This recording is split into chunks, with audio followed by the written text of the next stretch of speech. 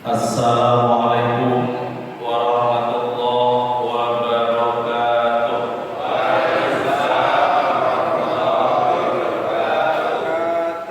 Alhamdulillahirabbil alamin. Wassalatu wassalamu ala asrofil anbiya'i wal mursalin wa ala alihi wa sahbihi ajmain. Asyhadu an la ilaha illallah al-malikul haqqul mubin wa asyhadu anna Muhammadan shadiqul wa'dil amin. Qala Allah ta'ala fi kitabihil karim, a'udzu billahi minasy syaithanir rajim. Ya ayyuhalladzina amanu taqullaha haqqa tuqatih wa la tamutunna illa wa antum muslimun. Sahabat Bikas Sukuan Jogja dan Indonesia yang dirahmati Allah Subhanahu wa taala, jamaah subuh Masjid Kiai Dahlan yang dirahmati Allah Subhanahu wa taala. Alhamdulillah, syukur kita kepada Allah Subhanahu wa taala pada kesempatan yang mulia ini.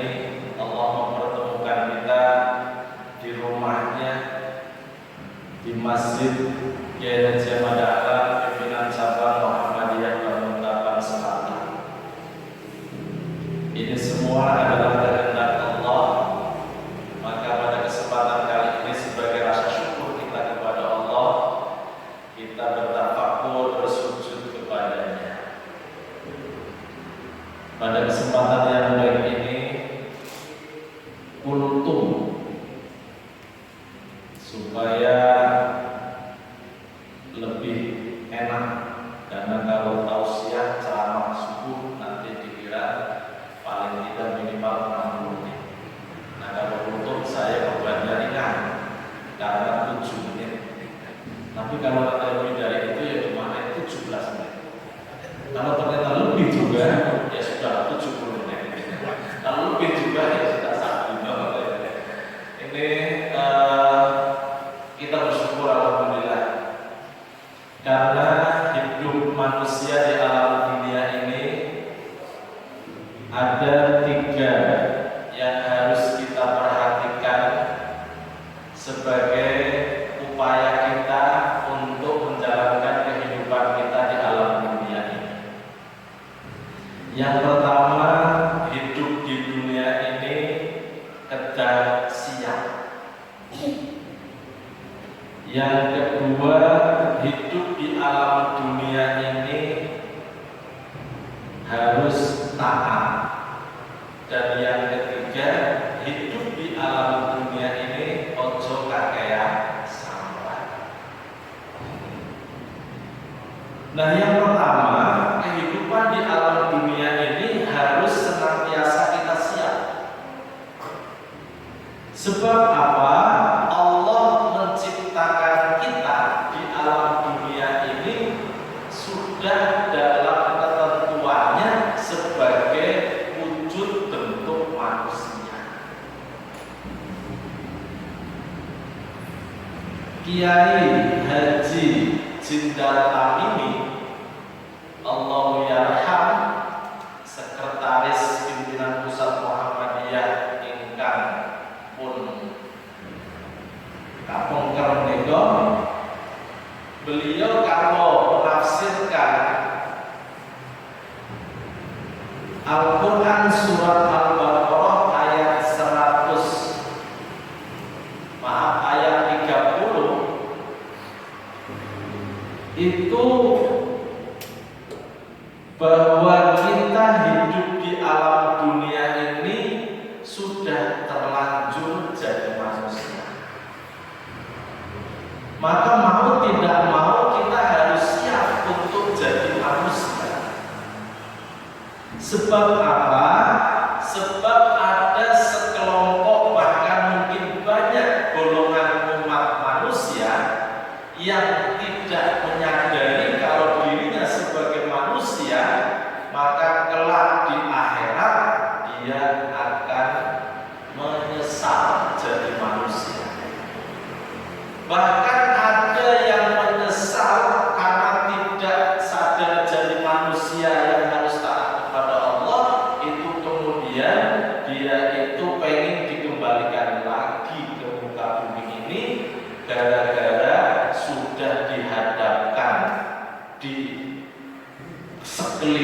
dunia itu siksaan dari Allah. Kemudian dia menyatakan, ya Allah, kok saya orang ketan sedino itu dikembalikan lagi di alam dunia, niscaya saya akan menjalankan amal soleh, saya akan menjalankan amal ibadah. Namun itu sudah terlanjur, yang bersangkutan sudah harus mempertanggungjawabkan di akhirat. Bahkan ada yang pengen kembali gara-gara tidak banyak punya amal sedekah. Pengen dikembalikan satu hari saja, saya akan banyak bersedekah, saya akan banyak berderma, saya akan banyak menjalankan kebaikan untuk bisa mendapatkan manfaat dari kebaikan. Tapi juga tidak bisa. Bahkan ada yang saking judeknya, maka kemudian dia itu menyesal jadi manusia. Karena sudah saking beratnya siksaan yang nanti akan diterimanya, maka kemudian dia juga mengatakan, ya laitani kuntu turaba, ya Allah, alangkah senangnya, alangkah baiknya kalau saya dulu diciptakan bukan dari manusia, tapi dari debu saja. Karena dia tahu kalau jadi manusia, dia harus mempertanggungjawabkan amal perbuatannya. Sebaliknya kalau dia jadi debu, maka dari tanah, maka dia tidak punya pertanggungjawabkan seperti manusia. Nah, itu pada menyesal. Maka dari itu hidup di alam dunia kedah siap untuk menjadi manusia yang memang ke depan harus mempertanggungjawabkan perbuatannya di alam dunia. Siap juga karena hidup di dunia ini ternyata serba kejutan. Hidup di alam dunia ini kita tidak tahu satu jam yang akan datang kita akan seperti apa, Allah akan menentukan seperti apa, itu kita tidak tahu. Apalagi kapan kita akan menghadap dipanggil oleh Allah Subhanahu wa Ta'ala pun kita tidak tahu. Maka yang ada adalah siap dan mempersiapkannya. Ketika kita keluar dari masjid ini, ternyata kaki kita sedikit kesleo, kemudian hampir jatuh, itu juga kejutan. Apa yang akan kita bunyikan? Apa yang akan kita lontarkan dalam lisan kita ketika kita jalan tiba-tiba kesandung batu? Maka bagi orang-orang yang siap dengan iman yang kuat, maka dia kemudian akan melontar kata-kata inna lillahi wa inna ilaihi raji'un. Yang tidak siap, maka kemudian penghuni bonbin yang muncul ayam, gitu misalnya ya. Kalau ayam akan mending onta. Nah, itu berarti kita tidak siap menghadapi kehidupan yang serba mendadak, dan Allah tidak akan memberitahukan kepada kita kapan kita akan kena apa akan ada kejadian apa, dan kapan juga kemudian kita akan meninggal.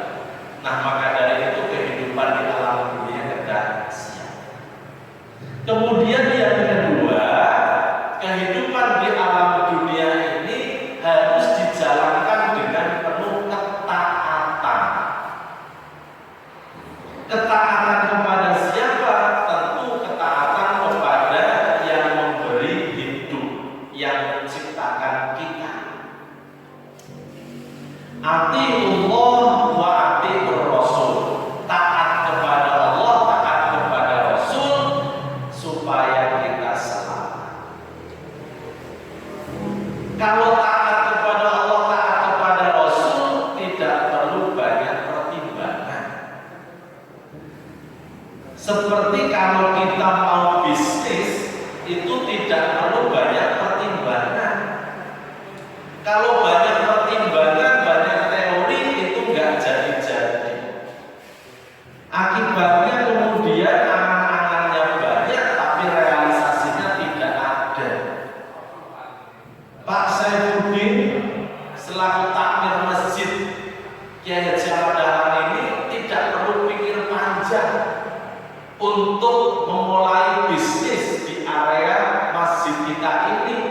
Langsung saja tiba-tiba saya lihat datang gerobak angkringan. Loh Pak, mau naik gerobak? Ayo, biar nanti cepat buka angkringan. Tiba-tiba kemudian Pak Sarjono sudah siap dengan tendanya, yang pada akhirnya kemudian sudah jualan di sini. Nah ini nggak usah banyak teori. Seperti Pak Heri Sugianto, beliau itu menyampaikan kalau bisnis itu beda dengan sekolah. Kalau orang berbisnis itu beda dengan para guru, para dosen. Kalau para dosen, para guru itu biar pintar, biar sukses, belajar dulu, sinau sing serdep, teorinya dikuatkan. Tapi kalau bisnis itu tidak mesti harus seperti itu. Jangan banyak teori. Wah ini kalau misalnya nanti kita di lingkungan masjid ini ada area bisnis sangat bagus, bisa kemudian mendatangkan kemakmuran masjid. Nah terus konsepnya seperti apa? Nah konsepnya seperti ini, nanti letaknya di mana dan lain sebagainya. Ya nanti siapa yang menjalankan? Oh nggak apa-apa, nanti kita terus ada diskusi-diskusi sampai kemudian akhirnya. Nah terus kapan mulai? Nah sebentar kita pertimbangkan dulu pasarnya seperti apa. Nanti kalau jualan seperti ini nanti laku apa tidak? Nah akhirnya kemudian nggak jadi bisnis.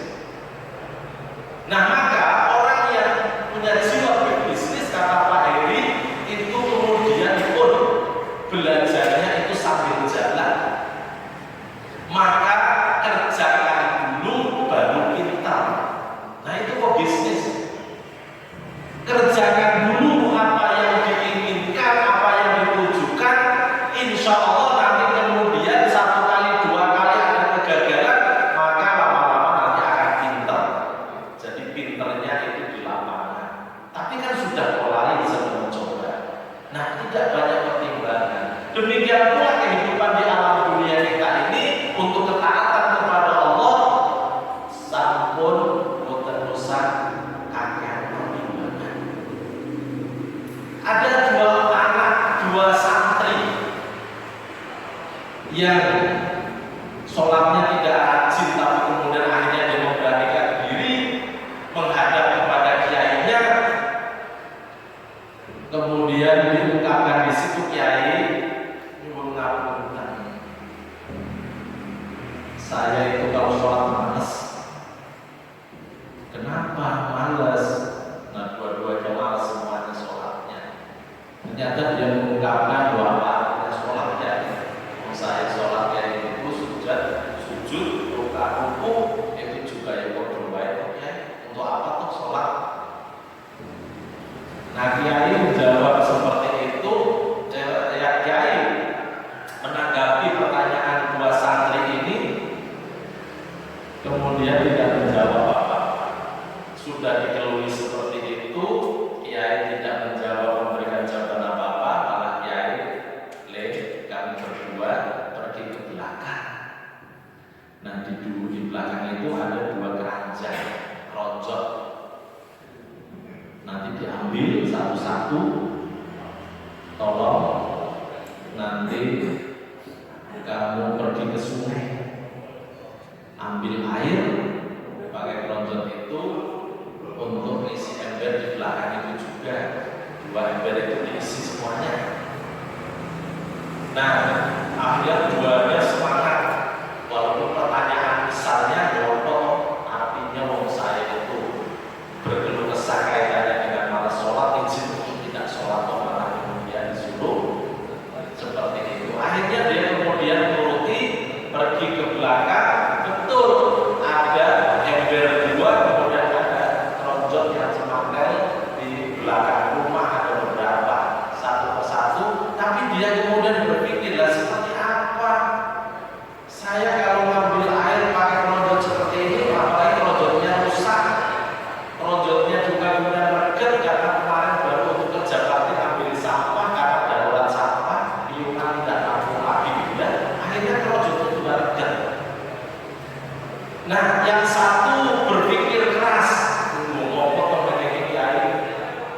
Udah, yang satunya ya pokoknya jalan aja.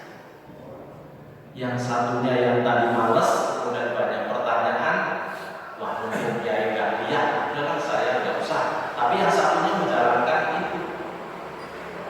Nah sampai kemudian berkali-kali betul yo ember yang kemudian harus diisi air ternyata tidak penuh-penuh ya karena memang merojot botol. Nah setelah sekian lama, sekian kali, kemudian kelelahan, kecapean, yang satunya tadi memang tidak lelah, tidak capek. Yang satunya kecapean hanya menghadap kepada kiai. Kalau begini kita menghadap ke kiai saja. Hanya menghadap kiai dengan merojot yang tadi di bawah itu tidak kelihatan karena semuanya merojot yang sudah di bawah. Nah kiainya itu disampaikan kiai. Ini sudah, tapi untuk seperti ini kan tidak bisa memenuhi ember kok ya. Apa manfaatnya? Nah, kiai menjawab, itulah sholat. Bagi orang yang sholat tidak usah banyak pertimbangan, maka insya Allah walaupun sedikit ada manfaatnya. Lihat embernya itu sedikit ada airnya nggak apa-apa. Tapi kamu coba lihat keranjang yang kamu bawa tadi, kamu keranjangnya berubah menjadi bersih toh. Nah sementara yang satunya keranjangnya tetap kering karena banyak pertimbangan kemudian tidak dijalankan. Yang satunya keranjangnya bersih, yang satunya keranjangnya tetap kering. Itulah kehidupan manusia untuk taat sholat. Maka sholat itu tidak perlu banyak pikiran. Yang penting kerjakan dengan penuh ketaatan kepada Allah. Nanti ditingkatkan kualitasnya.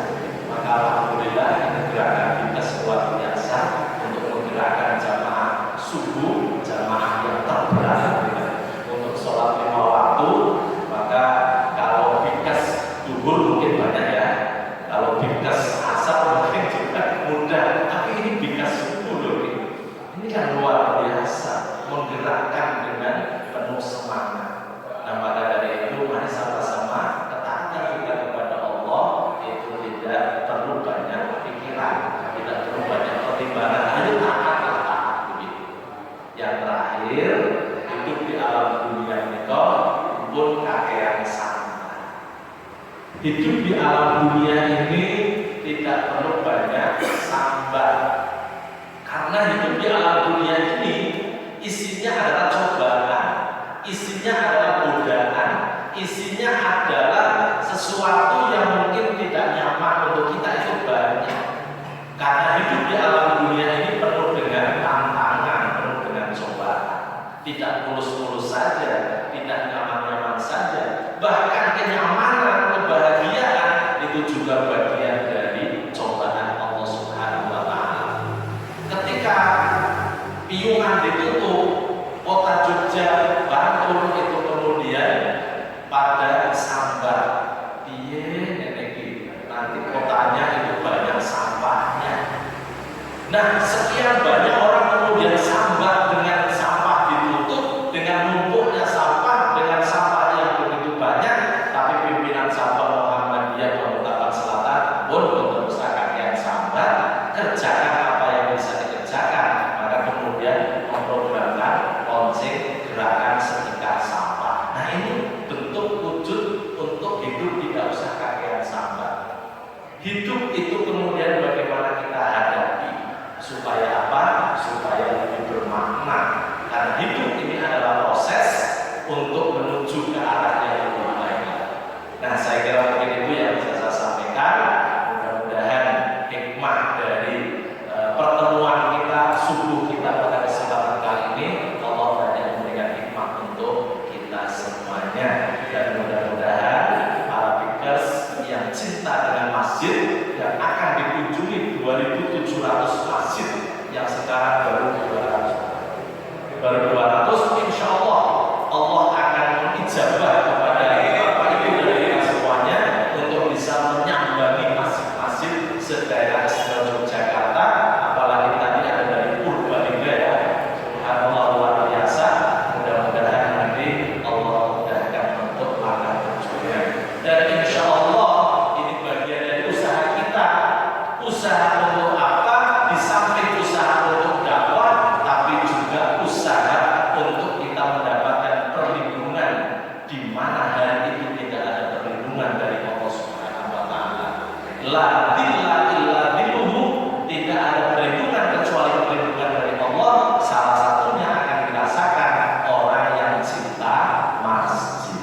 Billahi taufiq